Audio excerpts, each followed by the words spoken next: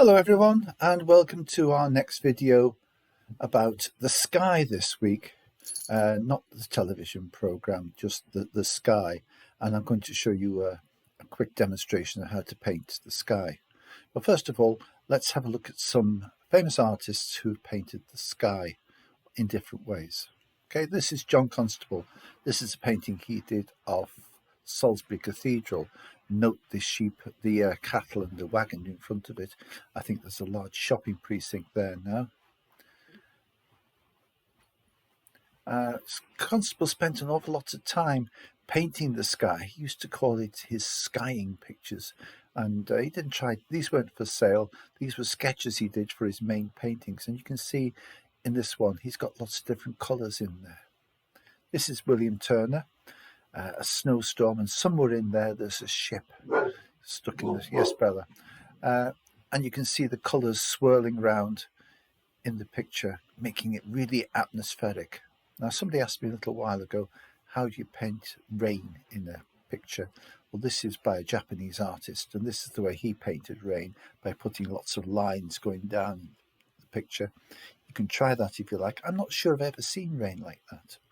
This gentleman, well, I put this in because this is just a plain, simple sky. No clouds, no effects, nothing like that, just because he wanted the scene to be very basic, very straightforward. It hasn't got any depth to it. This is by Paul Cézanne. Now look at the colours in there. This is Mont Ventoux in the south of France, and Jean and I went there a little while ago and I did a painting of Mont Ventoux, but I can't paint it like that.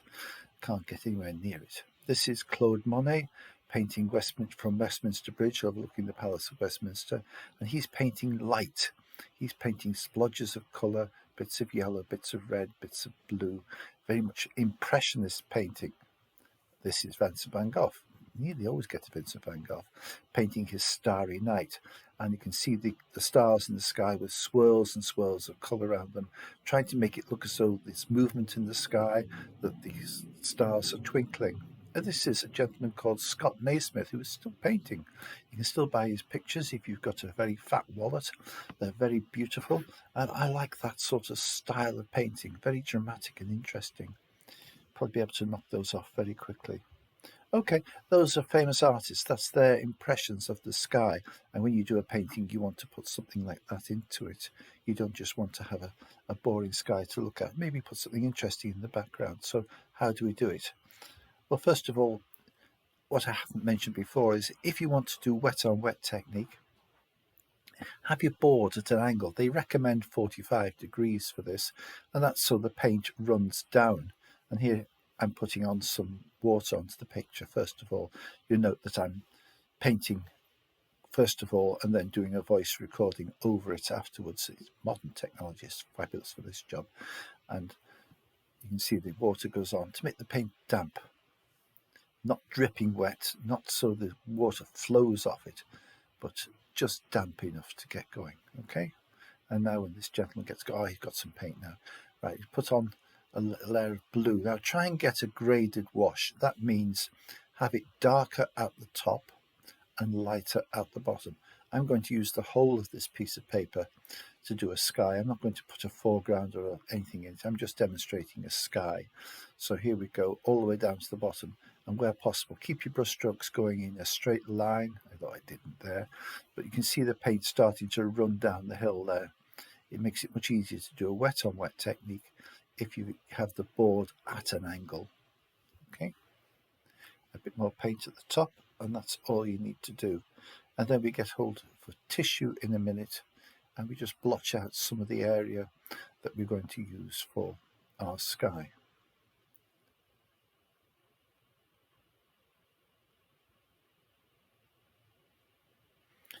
I should, of course, have stretched this piece of paper to stop it cockling, but it's a fairly thick piece, so it should be all right.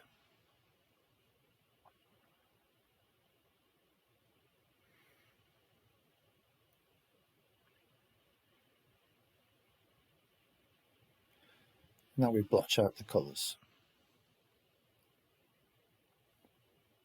If you use a crunched up tissue, that's a good idea. You can use a sponge or something like that. It works just as well. Okay, That's the first part. Wet the paper, put on a graded wash, and then blotch out some areas for clouds. If you want to put clouds in, that is, you don't. There's no hard, fast rule. You can do what you like. Okay, let's carry on now. We've got the paper wet, still wet, and I'm going to start adding some colour to the bottom of the clouds. This is yellow ochre, little yellow ochre, and you can see it's still on a slope,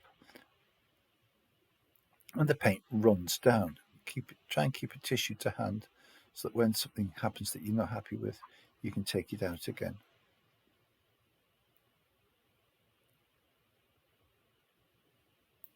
The paint I'm using, this yellow ochre, it's fairly wet. If you use it thick, it doesn't run quite so well. And then when you put it on, put a bit of water underneath like that, and you find the paint will run beautifully, and you can keep it moving. You begin to define the clouds now. The one on the right hand side is beginning to take shape. Now move over here, do this one now. Just a little dab of paint. Sometimes you might be tempted to put the paint on all the bottoms of the clouds and then start doing it, putting water on afterwards. Don't do that. Work on one at a time. Take your time, one cloud at a time.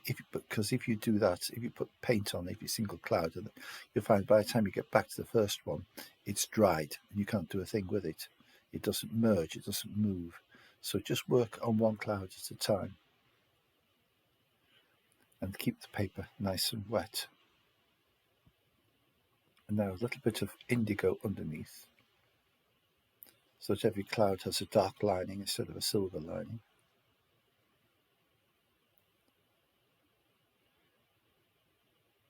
Keep it moving, keep adding water to it, keep dabbing it off as you go. And vary the size of brush you use. Start off with a very thick, heavy brush, maybe that big one I've got is called a hake, but then sometimes down to a smaller brush for the final touches towards the end.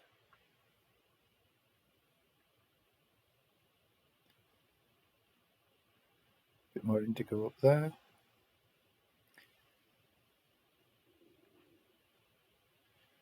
This with the paper still wet. Okay. There's an interlude now where I dry the paper off, because what I want to do next is to put some more detail in, but I don't want the paper wet for this, I want it dry. So I get a hairdryer out and dry the paper and get it the way I want it. Okay.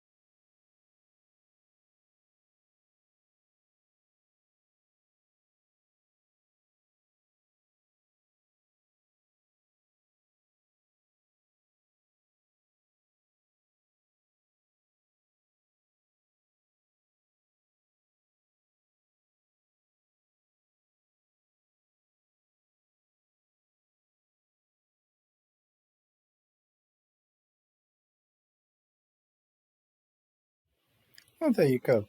Very simple demonstration how to paint a sky. Put the paint on, keep it moving, use a tissue to dab it off, plenty of water to make it run, and you get there in the end, okay? So what I want you to do this week, I want you to try and do a painting. I don't mind. A nice landscape would be good. Let's see if we can get a bit more expressive.